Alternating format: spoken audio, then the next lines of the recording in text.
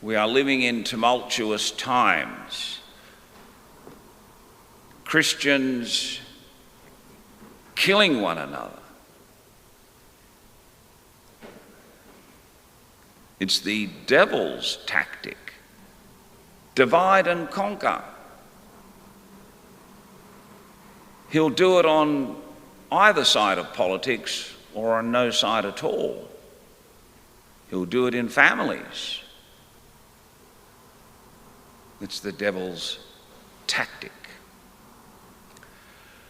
We can feel powerless in the maelstrom, like in the washing machine. How are we going to keep our head above water? Like going down into the Cronulla surf on a bad day.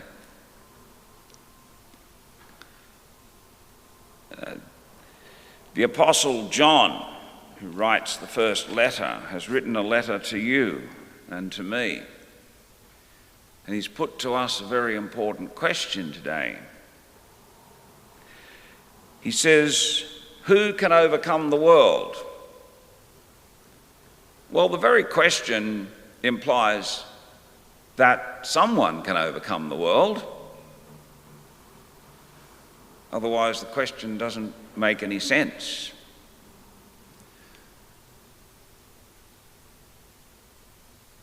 And then he says how it is that you and I can overcome the world. The reason being that we have the interior witness of the power of Christ at work in us. It's like an epiphany, a manifestation.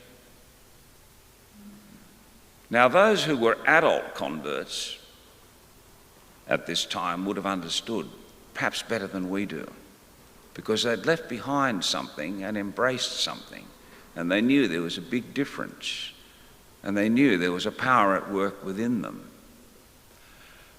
We have to be aware of this power that is within us.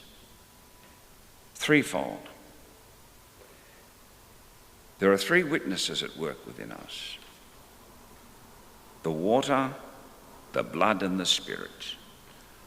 The water of baptism has brought about a real change. It has given us an interior dynamism that directs us most certainly, more certainly than a faulty GPS, to our true destination, God the Father, the Alpha and the Omega, the beginning and the end of all things. And then there's the next witness, which is the blood, the precious blood of Christ. We renew the holy sacrifice of the Mass. The blood of Christ cleanses us. We can even receive him in Holy Communion. And the third one is the Spirit. And the Spirit comes in both ways, through the waters of baptism, through the blood of the Eucharist. The Spirit of truth, so that we know, we have an antenna, we have a nose, if you like, for truth. And that will clearly direct us, even when everything seems to be falling apart around us, when we're in the midst of chaos constantly breaking out. St. John tells us to have confidence. Yes, you can make a difference. You and I can make a difference, because it is Jesus who is making the difference.